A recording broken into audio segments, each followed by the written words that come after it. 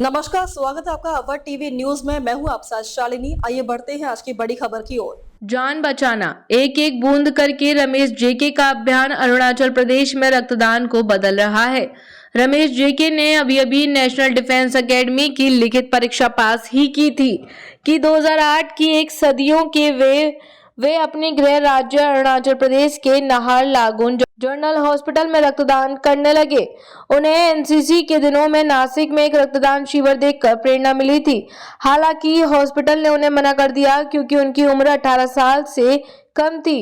निराश होकर JK hospital से बाहर निकल ही रहे थे कि उन्होंने एक महिला को अपनी 5 साल की बेटी के लिए खून मांगते हुए देखा, जिसकी सर्जरी चल रही थी। दुख की बात यह है कि उस समय खून का इंतजाम नहीं हो पाया और बच्ची की मौत हो गई।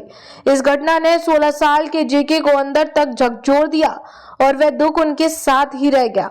अपने करियर से ज्यादा जान बचाने को प्राथमिकता देते हुए जेके ने लोगों को रक्तदान के बारे में जागरूक करने के लिए एक अभियान शुरू किया। 18 साल बाद उन्होंने पूरे राज्य में 2000 दाताओं का एक नेटवर्क बनाने में मदद की है। उनके अनुसार उन दिनों दाताओं की कमी थी और राज्य के कुछ ही ब्लड बैंक कथित तौर पर काम नहीं कर रहे थे। बाहरी लोगों ने इस स्थिति का फायदा उठाकर अवैध रूप से खून बेचना शुरू कर दिया था। वे कहते हैं कि बहुत से लोगों का मानना था कि रक्तदान करने से मौत हो सकती है। ऐसे हालात में जागरूकता फैलाना उनके लिए एक बड़ी चुनौती थी। उन्हें अपने ही परिवार से भी विरोध का सामना करना पड़ा।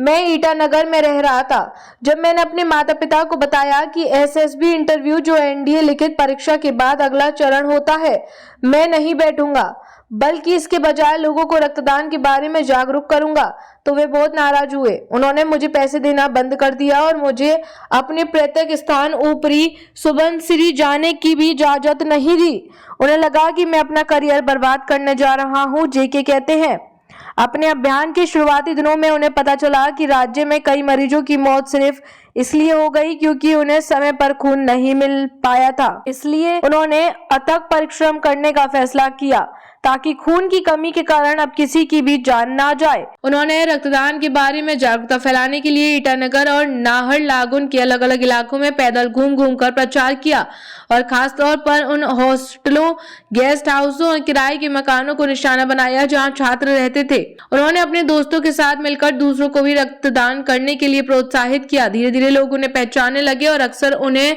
उन लोगों के फोन आते थे जो मरीजों के लिए रक्त की तलाश में होते थे। अब तक के लिए बस इतना ही। फिर होगी आपसे मुलाकात। तब तक के लिए नमस्कार और देखते रहिए अवर टीवी न्यूज।